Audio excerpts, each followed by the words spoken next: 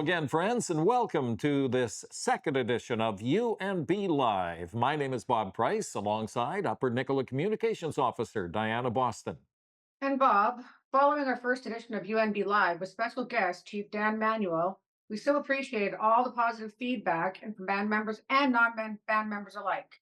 I'm more convinced than ever that information is absolutely vital for the well-being of Upper Nicola, and I can't tell you how proud I am to be a part of this brand new show. And we need to point out as well, Diana, that if viewers have questions, suggestions, or just some general comments, we're all ears. We also welcome guest suggestions. As you mentioned, we started off with Chief Manuel, and today we have another guest who is a wealth of information, UNB Administrator Colette Sunday.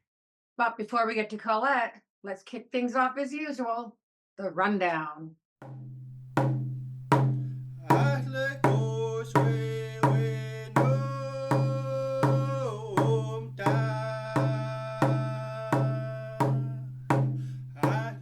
And Diana, a pretty important general band meeting coming up on the 29th via Zoom as always, to include an advisory council presentation on the Douglas Lake Commonage claim. Noting that band counselor Scotty Holmes, who's at the forefront of this file, will be a future guest on UNB Live. Diana, as Upper Nicola Band members are very well aware, we've really witnessed a surge in new development over the last several months. Now we're about to hear more about a much needed water treatment facility in the making. With the importance of the water treatment plant and the route for construction, as per the last newsletter. Well, a sure sign of spring and summer, grad season, fast approaching, Diana. June 5th, the date for the School District 58 Indigenous grad ceremony. Noting that's always a tearjerker, Bob, as proud families are able to witness the community's youth reach the milestone of graduation. Noting that this year's grad ceremony is expecting to be a huge crowd of about 650 people. That is amazing. It's going to be a great night. Diana, talk to us as well, if you wouldn't mind, about Tea Talks. Well, Bob, Tea Talks is a newer event that we are having. Justine, the language assistant, is the one that is heading this. It is a little collection of community members, both band members and non-band members, that would like to learn more about our silk culture, traditions, and language. There's been many elders that have shown up, and they do it twice a month, every 2 weeks. That's a fantastic event. Thank you, Diana. Informative as always on the rundown. She is one of, if not the busiest person at the UNB administration office. Band Administrator Colette Sunday is here. The interview next.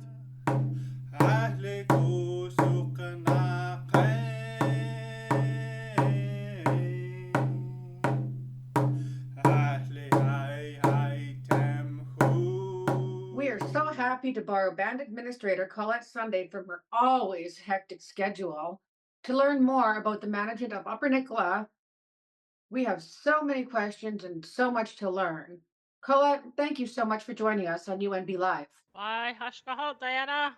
Colette, you have been in your current position for over a decade now. You've implemented so many positive changes. But first, if you don't mind, let's go back a little bit in time. Prior to coming home to Upper Nicola 10 years ago, you were a policy analyst for Indian and Northern Affairs Canada across the river from Parliament Hill in Gatineau, Quebec. That must have been a huge learning experience, a big picture view, if you will, of First Nations issues from across the country. Definitely it was. So, yeah, back in 2009, I was working over in Gatineau, Quebec, like you say, just across from Parliament Hill as a policy analyst. I served on in a couple of sectors there.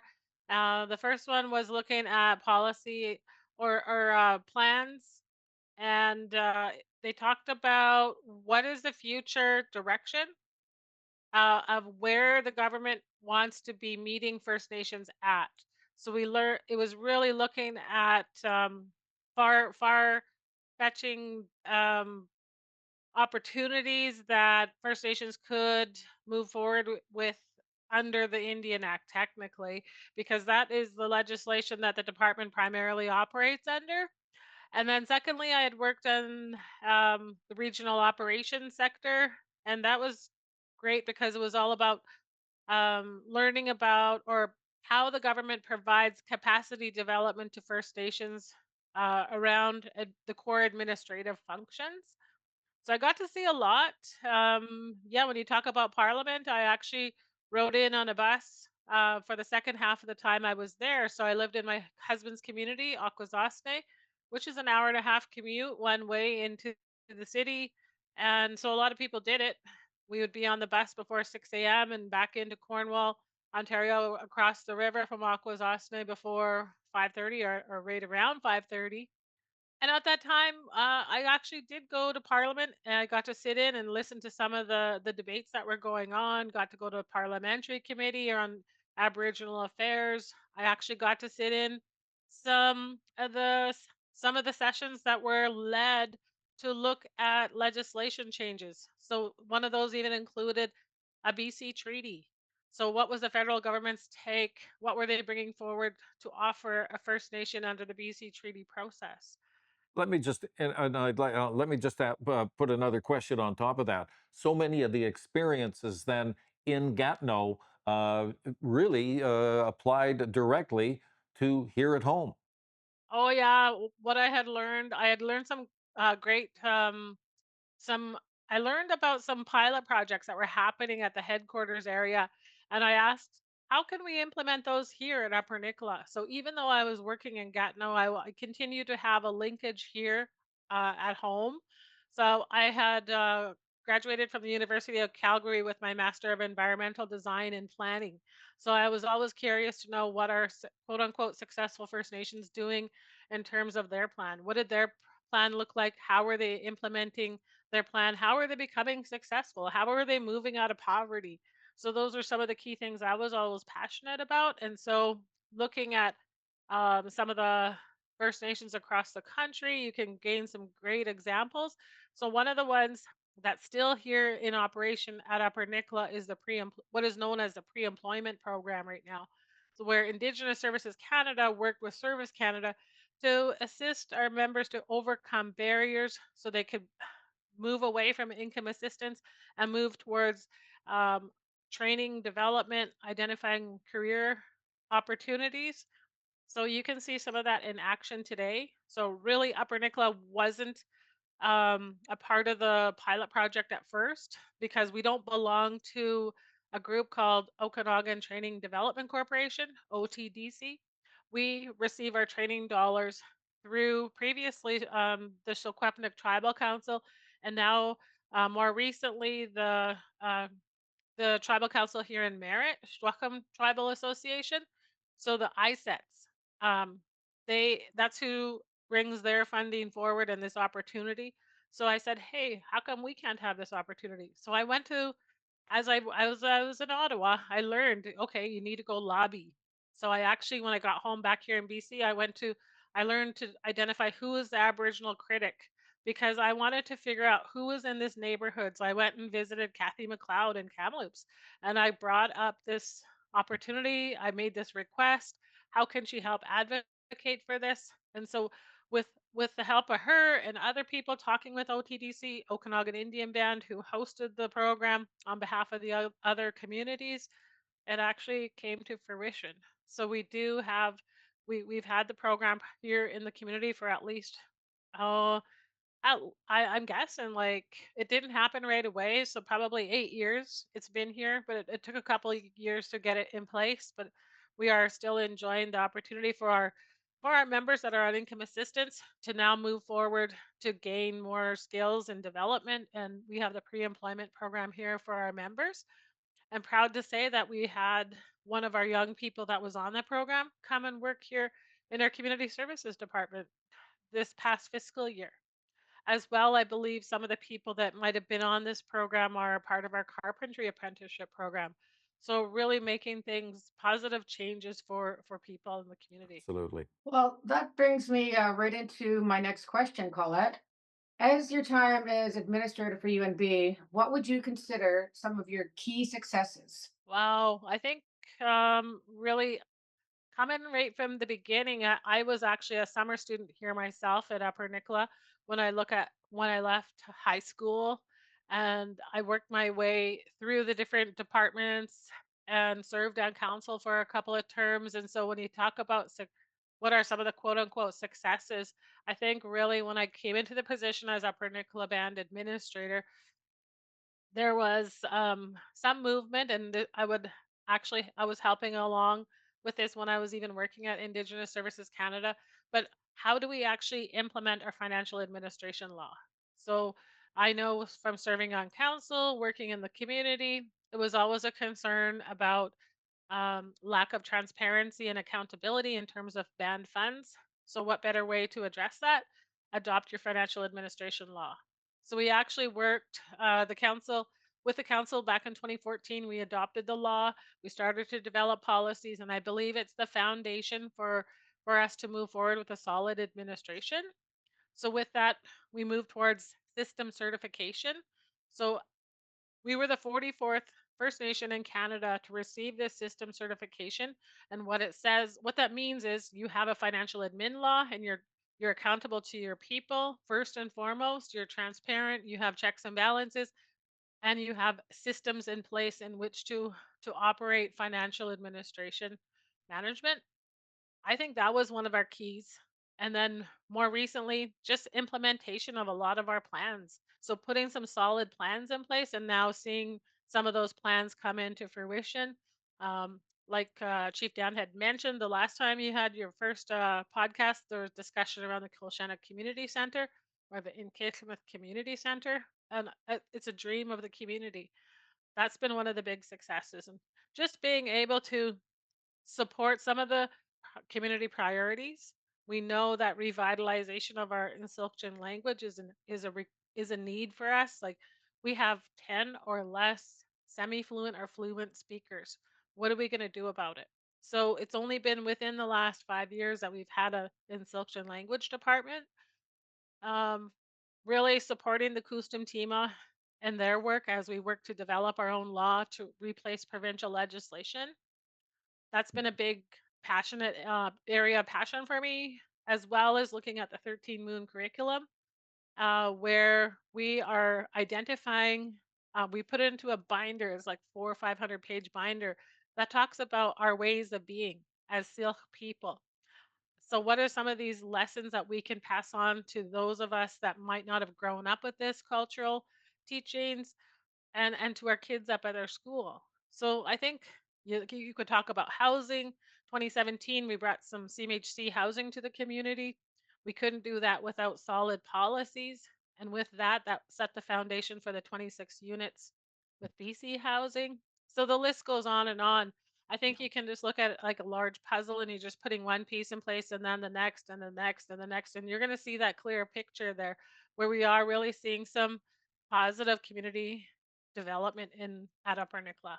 Let me just say, I think another one of your key successes was bringing back the Christmas trees. What a terrific fundraiser that was. I know a lot of work for both you and Diana. So many positive comments to have the Christmas trees back. Exactly. Yes, we brought the Christmas tree enchantment back, and that again was a lesson and borrowed from Akwesasne where I had lived. They had done the Christmas tree enchantment there in Snai, and we brought that here to Upper Nicola, and it was quite interesting. The first year we had done it, Yeah. I explained to people, this is how we're going to make $20,000 for the community. This is how we're going to fundraise. They're like, you mean we're not going to be doing bottle drives? We're not going to be doing bake sales? What are we doing here? So yeah, it was quite the undertaking, and yeah, I think it's a great initiative for the community. It really was. Colette, do you have any advice for members when it comes to dealing with administration on various issues such as essential services requests, everything from housing, health, education, or just seeking general information? And the reason I ask is I suspect a lot of people often don't understand why getting some answers on approvals or whatever, it sometimes takes time.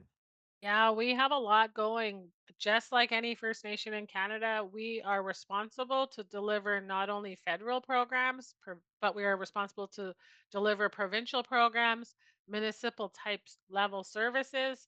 So when we talk about federal programs, yeah, what are some of those federal programs? We know we live under the Indian Act, and there's federal programs attached to those, such as, and then we look to one of the other departments, Canada Mortgage and Housing Corporation, CMHC. So we have to understand what that program is about.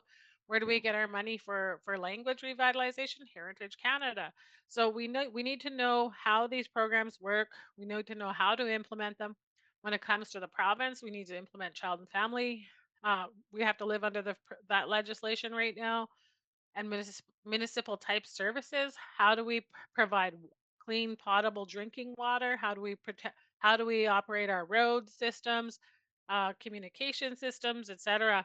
So we have a large responsibility, and if you think about it, a core of probably 60 to 65, and then that can grow from time to time over the summer months or other term positions. But really, we don't have a large workforce. We have limited budgets, and really, I think we're doing our best to improve our communications. And doing this podcast is one. Having the Upper Nicola Band app for anyone that owns a smartphone is another strategy for people to access information. On our website, we have done our best to post all plans and policies, contact information. How do you get a hold of people? A lot of times the information is there in the newsletter, if it's in the web page. If it isn't, then when we're getting some questions, we're saying that's a really good point. Let's figure out how we get that same messaging out to everybody, because if that one person has that question, there's probably more than one person. So just looking to improve communications, and we just ask members to do their best to take proactive measures. So if you understand what your needs are, um, let's figure out what those needs are early, and then see what we can do to accomplish some movement and um, positive results. And if not, then come to us. Like one of the issues that I hear a lot is people wanting firewood, assistance to get firewood. Well, sometimes we wait until the coldest day in January, and then we're calling and saying, "Can you help me? I need help. I need my chimney cleaned." Yeah. Well, let's come up with a strategy on how we can do some of these things when it's not so cold. What are some of the things that what's the responsibility of homeowners? What's the responsibility of the band? What's the responsibility of a third party if there is another third party responsible? So just understanding who's responsible for what, and if we can open up the communication lines early and not and work towards incremental progress, I think would be way better off. Sounds like you're really, really busy there, Colette. How do you juggle everything and what are you gonna make your top priority for this year? Oh gosh. Well, I have learned what I need to do is use my calendar in my laptop and in my phone. I need to schedule all of my work, and that does help. Definitely. I Most days I put in more than 8 hours a day. There's a lot of evening meetings, supporting the chief and council, attending general band meetings, Kustum Tima, Nicola School Advisory Committee, Douglas Lake Common Edge Advisory Committee. So there's a lot of points or a lot of initiatives underway. So really, the way I do it is I do my best to utilize my calendar, and I have we all have operational plans. Okay, what's identified in the operational plan? So the top priorities for sure: Kolshana Community Center, in Community Center. Second, I think highest priority is going to be really how do we realize the uh, the the law that will replace provincial legislation for child and family. So how do we move that along? We actually were able to meet with a consultant that has helped other First Nations put together their laws to replace provincial legislation. And we said, can you give us a bit of feedback? This is what we are doing. Ever since the community went to Anaukanwilk in 2016 and said, this is a priority. We need to lower the number of children in care. We need to take care of our own. We need to take action. And the Kustum Tima said, that's our job. That's our responsibility. So I think you can see some of these initiatives having long-term effects. And so those are a couple of the priorities. Another one is really breaking down the silos in the departments. We're going to be holding a strategic planning session with our managers, and we're going to look at how do we um, how do we fill current gaps, and then how do we decrease duplication. So right now we don't want Department 1, Department 2 doing similar functions. We need those two departments to come together. As well, we need to weave in the Insilkjan language in there. And then how do we look at any any more ways to collaborate? So just wanting to have the staff, the managers collaborate, and then really how do we empower the people? We want to get more people involved from the community.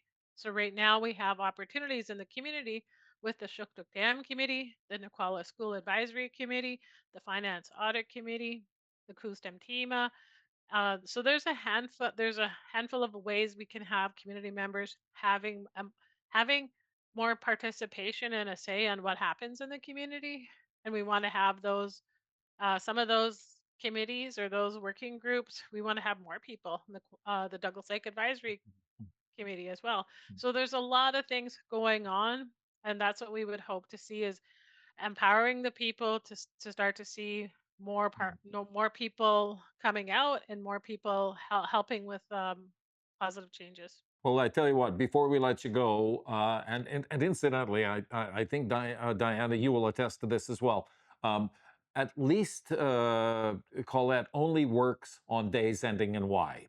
Uh, but but uh, but Colette, tell us about the rest of your administration team because despite all of your efforts, surely you can't be doing this alone.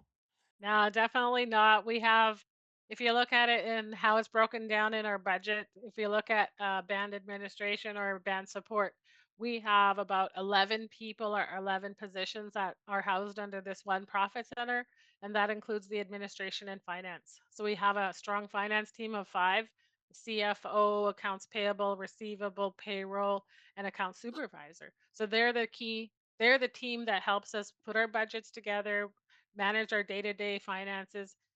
Further to that, we have our HR manager, office manager, communications officer. We have receptionists. So definitely that's just one team. But if you look at, like I had mentioned earlier, there's about 65 of us core staff. So we have the band administration, we have our lands department who are helping not only the chief and council, but members in terms of land transactions that occur on reserve, writing a will, completing estates. We can move into education, K to 12, and then post secondary. We have two people there. We have an awesome working relationship going with the Construction Foundation of British Columbia, who's assisting us to access grant dollars to have a carpentry apprenticeship program for 8 of our members. That's been a great working relationship. In the Kustum Tima, we have a team of 6 and a number of contractors that help carry out all of the work and implement the strategic plan and community services. We have our water operators. So, like I said, we deliver so many programs and services out there. We have our health team. We have our Nicola school. We're the only school in the Nicola Valley on reserve that offers K to 12. The other band schools can, I believe, they operate up to grade 7, but we believe our school is a heartbeat of the community. And how can we Yeah, continue to keep this going? How do we keep the dream of our ancestors, our elders going? yeah, yeah. Well, as Diana and I have agreed in communications, there is no I in team. Diana, final question to you. Yes, as we mentioned earlier, Colette, Upper Nicola has seen a surge in development in the last 2, 3 years. So, what does the future look like in your mind? Well, I think if we were to look into the future, we would have more of our people coming home. We say we're going to be a welcoming community. Well, we need to start to open up those opportunities, and we need more available lands for people to construct homes in. When people start to move home, you can see more students in our school. But at the same time, we need to have that economic development.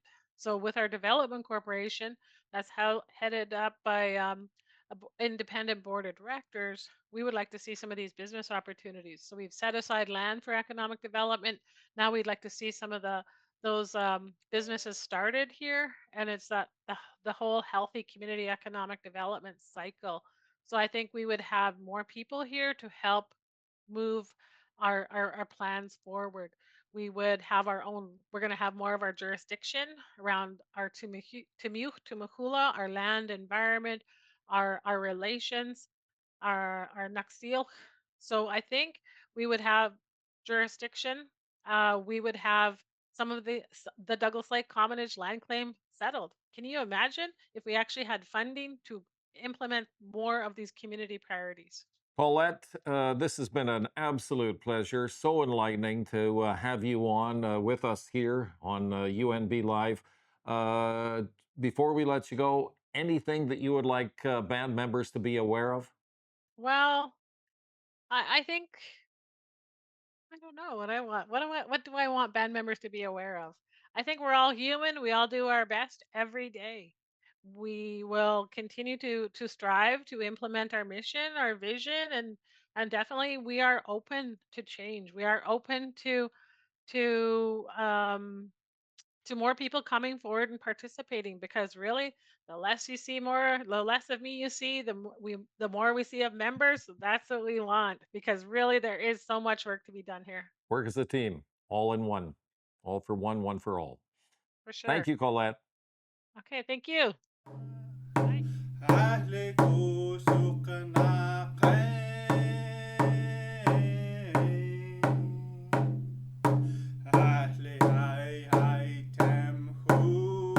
And that is pretty much going to do it for this second episode of UNB Live. A lot of terrific information today from Upper Nicola Administrator Colette Sunday.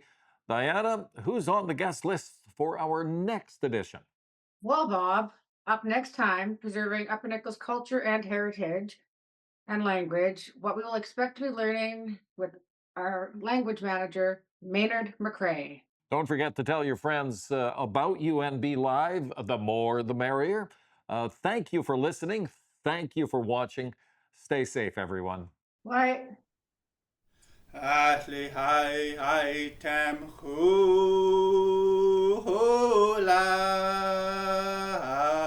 hey hey